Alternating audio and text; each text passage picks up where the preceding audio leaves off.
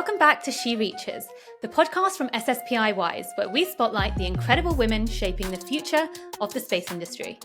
SSPI Wise is a global initiative of space and satellite professionals aiming to elevate those who identify as women within the industry. Begun in December 2020, SSPI Wise has held numerous networking events and workshops, created mentorship and visibility opportunities through mentoring and social media working groups, and generally giving voice to the aspiration of women, space and satellite professionals around the world. I'm your host, Tanveer Pujara, and today I'm thrilled to be speaking with Sassie Duggleby, CEO and co-founder of Venus Aerospace, a Houston-based startup that is building hypersonic space planes that will allow one-hour global travel. Before founding Venus Aerospace, Sassie had a diverse career spanning engineering, business development, and leadership roles in both startups and Fortune 500 companies. She's passionate about driving innovation and making space and aerospace more accessible. Sassie also serves as a role model for women in a field where they're still underrepresented. And today, we're excited to learn from her experiences. Sassie, welcome to the podcast. Yeah, thanks so much for having me. So let's start by having you tell us a little bit about yourself and your company. What exactly does Venus Aerospace do? What is your core mission? Yeah. So at Venus Aerospace, we have a next generation rocket engine that ultimately enables high-speed vehicles or can increase the amount of payload you could send to space. And so we literally quit our job 5 years ago. My husband and I co-founded the company together with this idea of if this new rocket engine was ever proven, we should be the one to commercialize it because it just unlocks things that haven't been possible in the past. Okay, and how did you come up with the idea? I mean, was this always something in the making, or was it very much a spur of the moment? We have this idea, let's run with it. Yeah, so we were working for Virgin Orbit. So I lived in Southern California and launching rockets off 747s. And while we were working out there, my husband is actually an officer in the U.S. Navy Reserves, and we got called up to deploy to Japan. And so we were living in Japan and literally sitting on our balcony on a Sunday afternoon. And we were talking about how my grandmother's birthday was coming up. It's 13 hours to get home. Do we go back? I'm going to be the only grandkid not there. Do I take the girls? Jet lag stinks. Like just one of those normal Sunday conversations. And my husband looks at me at that moment and he said, well, you know that rocket engine that I talk about all the time, because he had been both a professor and then at Virgin Orbit heading propulsion R&D. He said, I think if that rocket engine's ever proven, we could put it on a plane and we could be home in an hour. And I literally laughed at him at that moment. But we flew that rocket engine about 3 weeks ago, and we have now shown like this new type of engine works, and it's going to revolutionize what's happening in the ecosystem. That's incredible. And I mean, all within the space of 5 years as well, from this idea, from this conception, which was about 2020, I think it was. Yeah, so we quit our jobs in June 2020 to chase this. This conversation happened probably April, May of 2018. That's when we were living in Japan. But still. Yeah. What a ride. Wow. How has it felt? What has this journey been like? It has been both the highest of highs and the lowest of lows. I joke, I've learned more in the past 5 years than I learned in my previous 40. And so, the joy with building a startup is, you have to do everything. So in the beginning, it was 2 people in a PowerPoint presentation, and suddenly we hired our first employee and we're like, oh my gosh, I've got to pay him. How do I do payroll? So you just keep having to add layers and layers upon the company. But just, we say brick by brick. Of course, it's not enough to be a rocket scientist. I mean, you have to be all these other things, right? Yeah. Okay, so you've successfully raised a lot of money with this company. I think $78 million. I mean, how did you? Yeah, about 82 million right now. Okay. So what was that process like at the start? Obviously, it was just a 2-man team, women and man, obviously. Yep. How did that start? Yeah. So, when we quit our jobs, I actually had I found a really interesting group of women that one of the things they were trying to do was get more venture capital in the hands of female founders. And so statistically, about 2% of venture capital goes to women. And they were trying to help change that narrative. And so I went through a training program of kind of how do you raise venture capital. I think it was 9 other female founders and myself with these 3 women that were kind of doing the training. And so kind of learned how does it work. And then it took about 6 months for us to close our seed round of funding. And I think we had almost 180 pitches. And so it just is, you just have to, we knew we had something and you had to find the right investors that are interested in deep tech and hardware And, we're not an enterprise SaaS company where you throw some programmers in a room and poop out a unicorn with software. It's like, no, we need patient capital, people that understand it's going to be longer time horizons. So it took us a while to find those initial partners. And so we closed our seed round of $3 million in January of 2021. And really that whole premise was there's a new type of rocket engine. We think we know how to keep it from melting because the way that it works, it's going to put out a lot more heat. And if we can keep it from melting, then we can unlock all these other opportunities. And so, that was January 21 that we finally, got that money and started building towards this. And then slowly over time, we've raised a little bit more and a little bit more, just kind of step by step. And from those initial conversations, I guess, like you said, you did so many pitches. How did you keep morale up? I mean, it could have been a little bit disheartening along the way, I'm sure. Yeah, I think we knew it only takes one yes. And so just finding that one yes, we knew we had something really important and that, somebody would fund it. And so we just keep pushing. I think if anything, over the last 5 years, grit is probably the number one. People ask me, what do you have to do to be a founder? And I think a lot of it's just grit, because you're going to get no after no after no, and you're going to get doors slammed on you and people are going to say you're crazy and that's too expensive and no way. But you just have to keep pushing. It's been, I can't say it's always been the easiest road. Yeah, it's definitely a tough ride with a startup, and on this scale as well, doing what you're doing. It's incredible. In terms of building up your team then, I think you've been quoted saying, we're on a marathon, not a sprint, and it's your people at the heart of your company, right? So how did you go from 2 to 70? So who did you focus on finding first? Who was the core of your team? Yeah, so early on, I think every single person we hired was someone from within our network. So either folks that we worked with at Virgin Orbit, or folks that we had gone to graduate school with, or folks that we worked with when we lived in College Station. Like, we pulled the very best people that we knew and brought them in on the team. And then you use their networks to find other, if you're building something great, people want to bring their friends in. And so it's been kind of very intentional building that direction. And again, you talked about culture. I mean, I'm more passionate about culture and how we build than actually what we build. Because, when I was at Virgin Orbit at 38, I was the oldest female engineer. Wow. And it just made me pause and say, what is wrong with this industry? That there were an incredible amount of 25-year-old female engineers that were fantastic.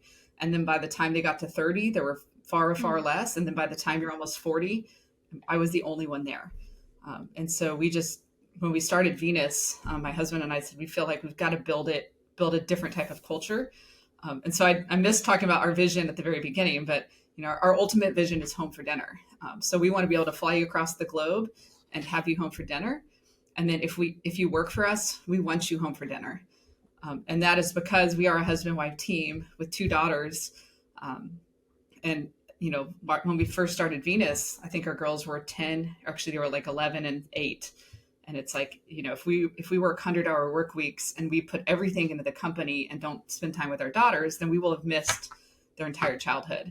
And so we just said, there's going to be a different way to build, and this is how we're going to do it. But in creating that culture, we've been able to hire some of the very, very best that maybe got burnt out at other companies and said, hey, you're a world expert, come join us. We're going to do it differently. And we've been able to hit milestone after milestone with absolutely incredible talent. While for the most part, they're still home for dinner. Now, are there times that we've had to work weekends or work things when we're doing a massive push? Absolutely. But statistically, overall, I can say that I believe we've really held up to that ultimate vision. I love that. And do you think that you'd be able to increase this ethos and this mission, even if your company got way bigger? And, obviously with bigger responsibilities, a bigger company becomes more demanding for the workforce. Do you think you're pretty dead set that this would be your mission? Oh, 100%. I truly believe there's a different way to work, and that this vision. I mean, I want people to be able to coach their kids' soccer teams. I want them to connect with people outside of in the community. I want them to be volunteers, because at the end of the day, there's way more to life than just work. And so I really hope and pray that our vision of how we operate, how we've operated for the last 5 years, even if, we scaled, massive, that is still at the core of who we are. And I will go back, the reason we named the company Venus is because Venus is the only female planet. So Mars, Jupiter, Saturn, Neptune, those are all Roman gods. And then Venus is a Roman goddess. And then she's also the goddess of love. And so, really there is the premise of what if we could truly love our employees well and take care of them. And so it's in the ethos of who we are. It's been from the very, very beginning. And so I hope that truly doesn't change, even when we're wildly successful. That's amazing. And of course, your company was built out of love as well. I mean, a husband and wife duo. What's that like working with your husband? I don't know if it's for everybody. For us, it works incredibly well. He's a PhD rocket scientist, was a mechanical engineering professor, is deeply technical, lives, eats, breathes engines and combustion and fluids, and loves the technical stuff, where I've got the engineering undergrad, so I can understand it, but have the MBA, so focus more on the business side of things. And so we just have two very, very different skill sets. And with that, it makes us really great partners. And this is not our first company together. He and a friend, when we were living in College Station, started a trailer manufacturing company. And so I ended up joining that company after having worked for a biotech startup for a while, and pretty quickly recognized, like, hey, we work really well together. And so this is our second round of working together on a company. And so we have to be intentional. I mean, our girls do not want to hear us talk about Venus at the dinner table. And so we try not to, but we always joke that we take the dog on a walk in the morning and then we take the dog on a walk in the evening. And so that's a lot of like business talk of what's going on. And if we get done with our evening walk and we still have more to talk about, sometimes we'll take another loop so that the kids don't get brought into the constant discussion of Venus. But at the same time, I will say they have watched us from being two people in a PowerPoint presentation, building the company. It was the middle of COVID when we quit our jobs. And so they were home. And so they've watched this entire journey from where we were merely an idea to, where we flew the first ever rotating detonation rocket engine a couple weeks ago. And so they've seen the ups, they've seen the downs, they've seen me cry at home about stuff. And then they've also seen us celebrate.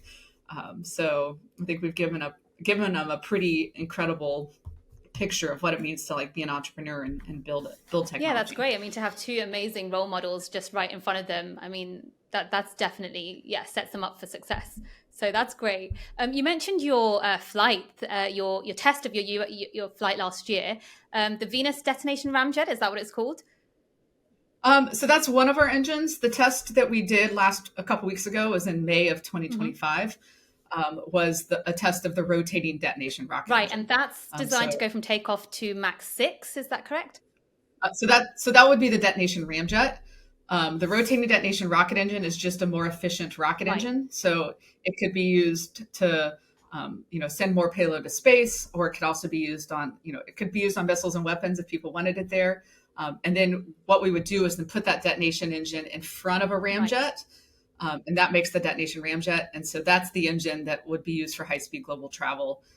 So that can go from takeoff to Mach 5 with no moving parts. So really, as a company, we have two different engines based on our rocket engine technology. And so are finding applications with both of them. And so the detonation ramjet is what people, for a long time, we've been trying to fly faster, right? So we had the Concorde, and then it retired and we haven't had anything since. But the challenge is when you look at high speed flight is a jet engine can fly to about Mach 2.5, and then it starts to melt because heat is the amount of heat is that high temperature, high pressure air is hitting the engine. It literally just melts the turbine blades. And so then the next step is to get to a ramjet, but a ramjet typically can't start till about Mach 3.5. And a ramjet's super simple. It's like a tube where you just spraying fuel in and the air actually gets compressed and burns and combusts. And so we've been using ramjets for a long time in missiles and weapons, but typically you'll use a solid rocket motor to get up to ramjet speeds, and then the ramjet takes over. So solving the holy grail of high-speed flight has been, can you push a jet engine up to fast enough where a ramjet can then start and solve that thrust gap? And so what we've done is come along and said, hey, don't try to use a jet engine. Just put our rotating detonation rocket engine in front. You could use that to get up to ramjet speeds, and then the ramjet can take over. Wow, that's fascinating. So that's what you've just done a few weeks ago, and it was successful?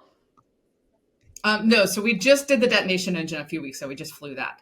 We have tested the detonation ramjet at our headquarters here in Houston. but we haven't flown it yet. Right. And what does this milestone mean for the year ahead then? What's next? Yeah. So really it's unlocked incredible customer interest. So it's one thing, we've spent the last 5 years building this engine, testing it on our test stand. I think we've hit 400, 500 engine tests here in Houston. But it's one thing for us to show it on a test stand and to show the amount of thrust it's producing and how efficient it is and how it's working. It's another thing for us to go fly it. And so with our flight, the interest from all sorts of different customers has been really incredible. And so, when we first started Venus, really the whole premise was let's just go build a high-speed plane with this engine.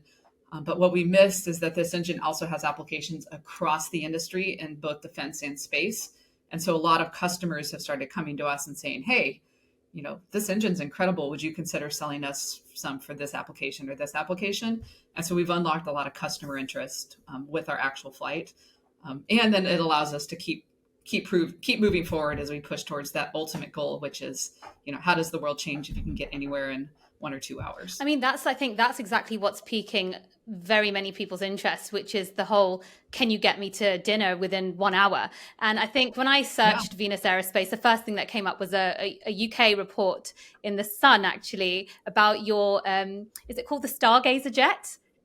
Stargazer. Yeah, the Stargazer jet. Stargazer. This is a jet which you're pitching as a jet that can get you from London to New York City in 1 hour, which is incredible. Set to arrive as soon as the 2030s. Is that correct? Is that your aim?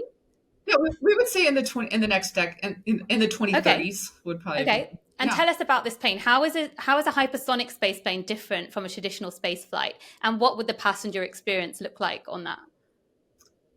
Yeah, and so really with the Stargazer right now, the model we call it the Stargazer M4. So that's a Mach 4 version, and that will use that detonation ramjet. And so it's literally normal takeoff from an airport with jet engines. Okay. And you would get out over the ocean and then turn on the detonation ramjet for a booster. And so you would, boost up to Mach 4, probably 85, 90,000 feet. And then just cruise at Mach 4 across the water, and then come back down when you get low enough in the atmosphere, pop your jet engines back on, and then enter the landing pattern, just like the rest of the planes, and land. And so this is the engine that finally allows high-speed global travel to actually be a reality. When we first started Venus, it was just using the rocket engine, the rotating detonation rocket engine. So we would talk about getting up to Mach 9. But the challenge with anything over Mach 5, that's where you considered hypersonic, is heat. Andrew's favorite definition of hypersonic is where heat kicks your ass. And so if you can do things to not give above that speeds, then you can actually keep things less expensive. Once you're going really fast, you have to have extra thermal protection, and it just gets more expensive. And so really right now, we believe the sweet spot is a Mach 4 plane. So that is fast enough that lets you get across the globe and home for dinner. And you don't have to have these exotic materials to make this actually a reality. Well, that is fast enough, because I think a commercial airliner flies at about 0.85 Mach. Yeah, correct. So that is really fast. It's still 4.5 times faster than you would go anywhere else right now. And as well as heat, what are some of the other hurdles that your team has had to face while obviously working in hypersonic speeds like this? Yeah, really we've been an R&D company for the last 4 years, just trying to prove out that, hey, this engine does really work. We can keep it cool. Heat's the defining problem of both flight and even within the engine. And so it's just been kind of that brick by brick, getting the right capital. I always say capital is my biggest challenge, because I do a ton of the fundraising. And so early on, when we first started a company, it was zero interest rates. And so money was flowing freely. And then the market drastically changed the last couple of years. And so that's probably been the biggest challenge, is just getting the right capital in at the right time. But we've gotten through that. And now we've got literally the world's most efficient rocket engine, and it's working, and it's scalable, and it's efficient. And then it's now pushed towards, we have not flown the detonation ramjet. So the next step is continue and develop the detonation engine, and then push forward on that detonation ramjet and get it flying. Right. Okay. So in terms of you're basically making the impossible possible, which is incredible, making it sound incredibly easy as well. But what's the balance with pushing the boundaries and also making sure it's safe and scalable at the same time? Yeah, no, that's a great question. So, safety is obviously paramount. One of the reasons we can really start with more Department of Defense, military applications is to burn down that risk. There's a lot of applications for high speed flight within the defense industry. And so starting there and buying down all that risk, we would obviously never put a human on board a vehicle like this if we haven't certified it and done all the safety and all the things to show, no, this is cleared to go. But the nice part is, so the engine's taking advantage of detonations. And so if I'm going to rewind just to talk about like, what is a detonation and why does that matter? So if I put a line of gasoline right now across my table here, and I light that gasoline on fire, what's going to happen? The gasoline, on one side, you'll start with the flame and it'll move across the table, right? So the gasoline's not moving, just the flame front is moving. So if that flame front was to move across my table at supersonic speeds, so faster than the speed of sound, we would call that a detonation. And so detonation is just supersonic combustion. It's more efficient. A lot of the failures that sometimes happens in rocket engines is when they detonate. Well, we want them to detonate all the time. And so it's actually, we believe it's actually going to be safer because we've got a controlled detonation working. And we haven't seen any challenges with it in terms of the performance that we've gotten here in Houston. But going forward, again, we would have thousands and thousands of flight hours and full certification path before we're ever putting a human on board. And with this jet, I think you said there's going to be about 12 passengers. Is that the goal? Yeah. Correct. Right now, it's about a 12 passenger vehicle. Right. And it flies above what a regular commercial airliner would fly, like about 40,000 feet as a regular. And then how high does this fly? Yeah, we would fly probably 85, 90,000 feet. And one of the things we've asked for in the last FAA reauthorization bill that came out is tell us the altitude at which there is no speed limit. And so, because we happen to know. So when the space shuttle came out of orbit, nobody in Kansas looked up and said, what was that? It was too high. You can't hear it. It wasn't until it got low enough and then suddenly you would hear a sonic boom. And so we know from shuttle data what that altitude is. And so we're asking for NASA and the FAA to work together and tell us what the altitude is that, we could fly as fast as we want. So that would enable us ultimately to take off from San Francisco, do a sonic boom over the ocean, over the Pacific, and then cross the United States. And we could land in New York in 45 minutes. Wow. Which right now it's like 4 hours. It's incredible. Yeah. Would make everyone's life easier. Absolutely. The amount of times I spend on planes, and it's become like a running joke in the company. It's like, man, someone really needs to build a faster plane. Like this is rough. Hello. That's so funny. Oh, okay. Well, that's really fascinating. We've spoken a bit about your company now. I want to take a bit back and talk about your background and growing up. Did you have a specific role model growing up that was someone that was maybe in the space industry that you looked up to, or what got you into the space industry? No, I was not a space nerd at all. I met my husband in college and he was this huge Star Trek fan, and I would laugh at him like, Star Trek, who wants to watch that? So I am not this typical like space nerd. He got me into like Star Trek and some of that sometimes if I would watch it with him. And really it wasn't until, so I went to Texas A&M and majored in biomedical engineering with the plan to go to medical school. That was my plan. Wow. And then ended up at the last minute, if you were a doctor, I was harassing you and I was like, hey, I'm thinking about med school. What do you think? And every doctor told me not to do it. And so I thought, well, if everybody that's in this industry, and it was like probably 10 out of 10. So I didn't talk to hundreds of doctors, but 10 doctors said no. I said, all right, I think I need to pick a different career path. So I ultimately started my career at National Instruments, which is a testing company in Austin. And I learned a test software called LabVIEW. And that'll come full circle because about 15 years later, when we ended up in Southern California, Virgin Orbit, which is where Andrew ended up working, found out I knew LabVIEW. And they said, well, is Sassie looking for a job? We're desperate for LabVIEW programmers. So I didn't join the aerospace industry until like 2018. Wow. I started in aerospace. Yeah. So it's been recent. I started in aerospace doing programming software for the launch software team.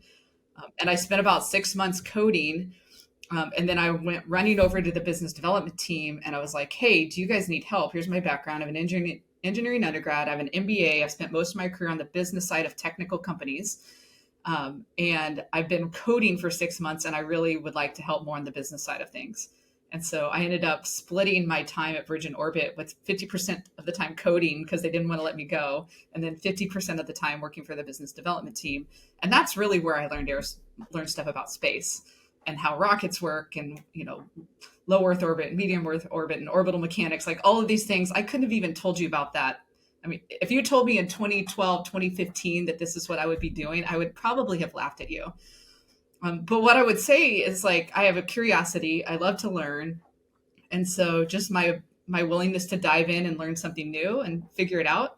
I think that set me up well to, be sitting in this seat today. Wow, that's amazing. That leads me on to my next question, I guess, which is, what has it been like being a female CEO? Because of course, like, as everyone knows, the space industry has been a traditionally male-dominated industry. So have you faced any setbacks or particular struggles when you were trying to get into the industry? And if so, how have you overcome them? Yeah, I wouldn't say getting into the industry was hard. I, kind of fell into it with LabVIEW. But it is definitely fascinating. I mean, some of the stories I could tell you, we had a tour here at our headquarters of a pretty well-known university's angel investing group. And I was standing out there, and I walked up and introduced myself and said, hi, Sassie Duggleby, I'm the CEO. And this older gentleman looked at me and he said, well, you don't look like a typical aerospace CEO. Wow. Yeah. I was so flabbergasted. I think my jaw hit the ground. I didn't even know what to say. And one of my colleagues later was like, I wish I would have said something to him and been your champion. And I wasn't. He said, I was so shocked. I couldn't believe it happened. What did you say? What was your response? And then I don't even remember. I think I was so shocked. I just didn't say anything. And then I can say, like, whenever I'm on stages talking about Venus and what we're doing, almost every time I'm typically the only female on the stage. And then afterwards, a female from the audience will come up to me and thank me for being on stage. It's like, we just don't see enough women in the industry. And so, yeah, it's lonely. I mean, usually at a conference, I'm the one of few women. But at the same time, I know I'm trying to champion what women can do in the industry and be a loud, torchbearer for us, and try to get I think one of the things I'm most proud of, we have 5 interns this summer and 4 of them are females. That's great. And so trying to bring more women into the industry. And I will say too, it's hard. We had a job position and, we really wanted to bring in a woman. We had 180 applications, I think, and there were only 2 female applicants. And those 2 females were not qualified at all. And so, I would challenge women listening to this, go apply, go try, there's a way to get into the industry, and we definitely need more females within this industry. I mean, your story itself, the fact that you were considering med school, only 10, 12 years ago, and then you're in this industry. Oh, that was like 20 years ago. I'm way younger. I'm way older than, thank you for that. But I mean, you got into the industry very, very sort of recently, as opposed to, there's me thinking that you'd grown up fascinated by space, and that's amazing. That's enough of a reason for some women who are considering it but are too scared to feel like, that there is something for me, and this could be my path as well. What advice would you give to those women? So I would say a couple things. Number one, you don't have to be an engineer to be in the space industry. So I think people think, oh, I'm not a rocket scientist, I can't do space. That's not the case at all. I mean, we need accountants, we need marketing folks, we need communication people, we need purchasing teams, we need IT and software. And so, to work in the space industry doesn't have to mean that you're an engineer and that you're technical. And so that would be my first. And then, I think also just, if you're really interested in it, reach out to people that are in the industry. And, the best way to get in is with warm intros, right? Like a cold resume into a LinkedIn application is probably not the best way in. It's like, find someone that's in the industry, look for those mentors, look for those other women that are out there, and go that route. And in your journey, have there been any particular lessons that you've learned that you'd wish you'd known earlier? Oh, of course. I mean, I think early in my career, I was not a big enough advocate for myself. When I think back to, I started as an applications engineer at National Instruments, I wish, I just kind of felt like if I just do good work, I'll be noticed, like just go in, take care of my job and leave. And I didn't play the networking game that I think some of the other folks around me played really well. And so I wish, looking back, I had been more open to, going to someone above me that was in a role that I thought maybe I want to go do this someday, and just ask them to grab lunch or ask them to grab dinner, or, like, hey, would you be willing to meet with me for 30 minutes? I'd like to understand your career path. I truly didn't advocate for myself at all.